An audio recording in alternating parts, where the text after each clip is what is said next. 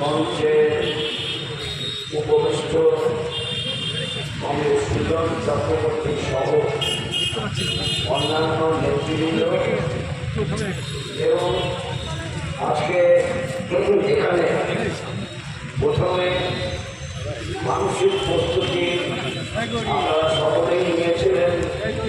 যখন ঘোষিত হয় কংগ্রেস পুত্রদের ভট্টাচার্যের তার স্মরণে সভা হবে, যখন সিদ্ধান্ত হয় তখন সম্ভবত আপনারা ভাবেননি যে যুক্ত হয়ে যাবে কংগ্রেস সীতারাম ইয়েচুরি, তাই না? কংগ্রেস সীতারাম ইয়েচুরি তারও স্মরণসভা কংগ্রেস পুত্রদের ভট্টাচার্য স্মরণসভার সঙ্গে যুক্ত হয়ে গেছে। আমি শুরুতেই কংগ্রেস সীতারাম ইয়েচুরি এবং কংগ্রেস পুত্রদের ভট্টাচার্যের তাদের স্থিতির প্রতি আমি শ্রদ্ধা প্রদর্শন করছি। আমার হয়েছে বিপদ, আমার থেকে সীতারাম ইয়েচুরি 12 বছরের ছোট, পুত্র ভট্টাচার্য কম 4 বছরের ছোট। তা হলেও উভয়ের সঙ্গে আমার বন্ধুর সম্পর্ক হয়েছিল, সেটা কোনো সন্দেহ নেই। এখন কংগ্রেস সীতারাম ইয়েচুরি সম্পর্কে এবং পুত্রদের ভট্টাচার্য সম্পর্কে কংগ্রেস পুত্রদের ভট্টাচার্য সম্পর্কে প্রস্তাবে অনেক কথাই লেখা আছে এবং প্রস্তাবে যে কথাগুলো লেখা আছে তাকে একটু সরিয়ে রেখে দু চারটে কথা এখানে আমি উল্লেখ করতে চাই। কংগ্রেস সীতারাম ইয়েচুরি সব থেকে বড় কাজ তত্ত্বগত দিক থেকে, দর্শনের দিক থেকে মিস্টার গোলওয়ালকার 1929 সালে একটা বই লিখেছিলেন, নাম নেশন অ্যান্ড নেশনহুড ডিফাইন্ড। বইটা 77 পৃষ্ঠা দিক দিয়ে যান পেছন। এবং সেই বইতে হিন্দু ইনক্লিনেশন, হিন্দুত্ব আইডিওলজি সম্পর্কে যে বক্তব্যগুলো আছে তা খানিকটা নাস্তিক জার্মানির ইহুদিদের যে বক্তব্য তার সঙ্গে সাদৃশ্য আছে। এই বইয়ের ওপর কংগ্রেস সীতারাম ইয়েচুরি একটা ক্রিটিক লিখলেন এবং সেই ক্রিটিক এখনো পর্যন্ত মিস্টার নুরানি, যিনি সাংবাদিক স্টেটসম্যানের এডিটরও ছিলেন, তার ব্যাখ্যায় যে এখনো পর্যন্ত Sitaram Yechury critic on Golwalkar philosophy যা প্রকাশিত হয়েছে সেরকম দ্বিতীয় বই আমি দেখি। তিনি খুব প্রশংসা করেছেন, কারণ তিনিও এই হিন্দুত্ব যে ফিলোসফি তার বিরুদ্ধে অনেক লেখা লিখেছেন। এখন তার সঙ্গে সম্পর্কযুক্ত তার আগে যেটা খানিকটা কমে সুজন আপনাদের সঙ্গে বলেছে, চেন্নাই পার্টি কংগ্রেসে সেখানে তো বাসবপুরনাইয়া নেই। বাসবপুরনাইয়া সবসময় আইডিওলজিক্যাল বিষয়ের উপর বক্তব্য রাখত, আলোচনা শুনতেন, বক্তব্য রাখতেন, আলোচনা শুনতেন এবং তারপর সামাল করতেন। তার অনুপস্থিতিতে কংগ্রেস সীতারাম ইয়েচুরি এই কাজ করতে হয়েছিল এবং খুব যোগ্যতার সঙ্গে তত্ত্বগত বিশ্লেষণ, ব্যাখ্যা উত্থাপন করেছিলেন। কংগ্রেসের আলোচনা থেকে যে বিষয়গুলো গ্রহণ করা যায় গ্রহণ করা, বাকিগুলো বর্জন করার জন্য সামাপ করার সময় বক্তব্য রেখেছিলেন। এটিও একটি মৌলিক কাজ। কাজেই কংগ্রেস সীতারাম ইয়েচুরি একদিকে পার্টির মতাদর্শ সঠিক পথে চলার দিক থেকে যেরকম সৈনিক ছিলেন, ঠিক সেরকম মহাত্মা প্লেইনবার একটা ক্রিয়েটিভ সায়েন্স। এই ক্রিয়েটিভ সায়েন্সকে সময়ের সঙ্গে সম্পর্কযুক্ত করে বিশ্লেষণ করতে হবে।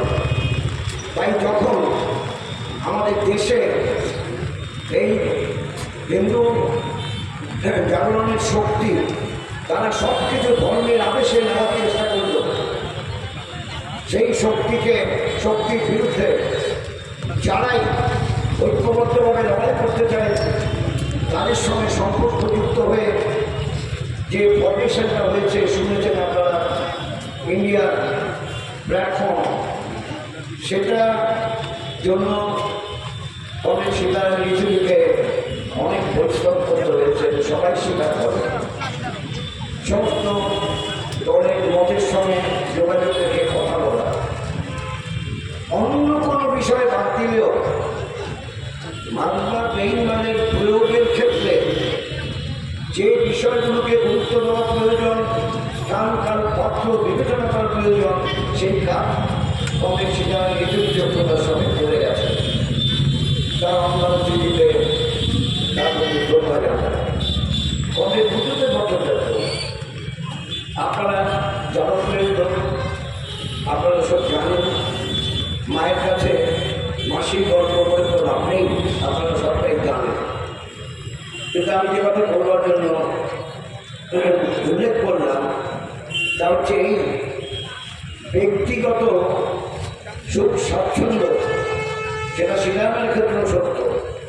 ব্যক্তিগত সুখ স্বাচ্ছন্দ্যের জন্য তিনি যেমন পার্টি করতে আসেননি, ব্যক্তিগত সুখ স্বাচ্ছন্দ্যের জন্য সংসদীয় রাজনীতিতে অংশগ্রহণ করেন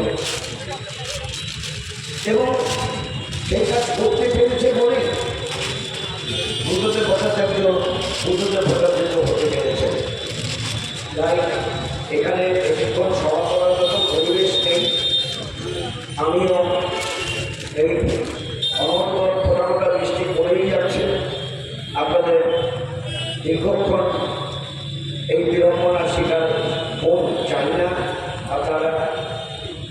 তাই যে কথা বলতে চাইছি, এখনকার সময় যে প্রশ্নে সর্বশেষ যে শোক জানানো হয়েছে, সে অভয়া বলুন বা তিলোত্তমা বলুন, যদিও অভয়া তিলোত্তমা আমি বিরোধী, কারণ তিনি একজন ডাক্তার, পিজিটি, আর সারা ভারতে ভারতীয় প্রথম মহিলা ডাক্তারের নাম কাদম্বিনী ডাক্তার। তার নাম কাদম্বিনী হলে উচিত ছিল, কারণ তিনি প্রথম।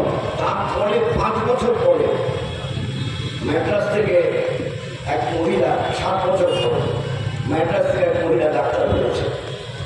কাজে সেই কৃতিত্ব কলকাতা মেডিকেল কলেজে একমাত্র MBBS কলেজ ছিল, আর কোনোটা প্রাইভেট হোক কোনোটাই ছিল না, MBBS কলেজ। সেই আপনাদের নামের সঙ্গে তিলোত্তমা স্মরণে আপনারা যে নীরবতা পালন করেছেন, আমি তার জন্য অভিনন্দন জানাই। এই পিজিটি ডাক্তার, চিকিৎসক ডাক্তার MD করছিলেন, তিনি MD করতে ওখানে ভর্তি হয়েছিলেন এবং যে কোনো কারণেই হোক তিনি যে চক্রের মাধ্যমে এই দুর্নীতির বহরটা চলছে রাজ্যব্যাপী, সেই চক্র সম্পর্কে জানতে পেরে গিয়েছিলেন। ধীরে ধীরে প্রকাশিত সম্ভবত হবে এবং জানতে পারার জন্য তাকে জীবনটা দিতে হবে। আর তার উপরে অত্যাচার এবং তাকে খুন করা, এর বিরুদ্ধে যে লড়াই সংগ্রাম হয়েছে তার কোনো ঝুঁকি নেই আমাদের পশ্চিমবঙ্গে, স্বাধীন পশ্চিমবঙ্গে তার কোনো ঝুঁকি নেই। ট্রাম আন্দোলন কলকাতার হলেও সেটা সারা রাজ্যব্যাপী ছড়িয়েছিল এবং দুইবার ধর্মঘট হয়েছে, সাধারণ ধর্মঘট, কিন্তু এত দীর্ঘ সময় ধরে না। এবং এটাও ঠিক, ট্রাম আন্দোলন মানুষের মধ্যে স্বতঃস্ফূর্ত আবেগ তৈরি করেছিল।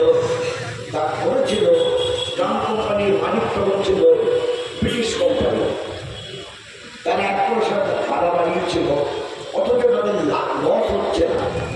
আর সেই বক্তব্য যখন অ্যাসেম্বলিতে দাঁড়িয়ে কমরেড জ্যোতি বসু রেখেছিলেন যে 1% ভাড়া হবে কেন, কোনো লস হচ্ছে না, তিনি সবসময় ব্যালেন্স শিট তুলে ধরে বলেছিলেন অ্যাসেম্বলিতে এটা হওয়া উচিত না, তার জন্য স্বাভাবিকভাবে বাড়ানো উচিত না, লাভ হচ্ছে, মুনাফা অর্জন করছে, তাই স্বতঃস্ফূর্ততার ব্যাপারটা ছিল। আমি যে কথা বলার জন্য উল্লেখ করছি এই ঘটনা। এখন এই আপনার এই পিজিটি ডাক্তার ছাত্রী তার ন্যায় বিচারে দাঁড়িয়ে যে মানে বোঝে না, উই ওয়ান্ট জাস্টিস, এই মানেটা যে বোঝে না, আমি বলেছিলাম জিজ্ঞেস করলো তো এক সাংবাদিক বন্ধুকে, বললো সবাই বলছে তাই বলছি, সবাই বলছে উই ওয়ান্ট জাস্টিস, আমরা বলছি উই ওয়ান্ট জাস্টিস, বাচ্চারা যদি বলো উই ডিমান্ড জাস্টিস, আমরা উই ডিমান্ড জাস্টিস করবো, ব্যাপারটা এইরকম। বিচারের জন্য যে লড়াইটা ব্যাপক ভিত্তিতে সংগঠিত হয়েছে, তাতে রাজ্যে দুর্নীতিবাদ সরকারের বিরুদ্ধে লড়াই সংগ্রাম করার মানসিকতা এখন অনেক জোরদার হয়েছে। তাই আমি আপনাদের কাছে আবেদন করব, কমরেড সীতারাম ইয়েচুরি, কমরেড বুদ্ধদেব ভট্টাচার্যের স্মৃতির প্রতি যথোচিত শ্রদ্ধা প্রদর্শন করা তখনই সম্ভব হবে যখন মানুষের গণতান্ত্রিক অধিকার কেড়ে নেওয়ার বিরুদ্ধে লড়াইটাকে তীব্র করা যাবে, যখন মানুষের বিভিন্ন ক্ষেত্রে যে বাঁচার অধিকার তার জন্য লড়াইটাকে তীব্র করা যাবে, মানুষের উপর মানুষের অত্যাচার আধিপত্যের বিরুদ্ধে লড়াইটাকে আরও বেশি তীক্ষ্ণ করা যাবে, তখনই কমরেড সীতারাম ইয়েচুরি, কমরেড বুদ্ধদেব ভট্টাচার্যের স্মৃতির প্রতি যথোচিত সম্মান প্রদর্শন করা সম্ভব করা হবে। আর আপনারা যারা যাদবপুরে বাস করেন, যাদবপুর লড়াই সংগ্রামের ক্ষেত্রে আগুয়ান, তাই এই শপথ গ্রহণ করার মধ্য দিয়েই এগিয়ে চলবেন প্রত্যাশায় আপনাদের সংগ্রামী অভিবাদন জানিয়ে, আপনাদের ধন্যবাদ জানিয়ে পুনরায় কমরেড সীতারাম ইয়েচুরি এবং বুদ্ধদেব ভট্টাচার্যের স্মৃতির প্রতি শ্রদ্ধা জানিয়ে আমার সংক্ষিপ্ত কথা এখানে শেষ করছি। কমরেড সীতারাম ইয়েচুরি, কমরেড বুদ্ধদেব ভট্টাচার্য, ধন্যবাদ।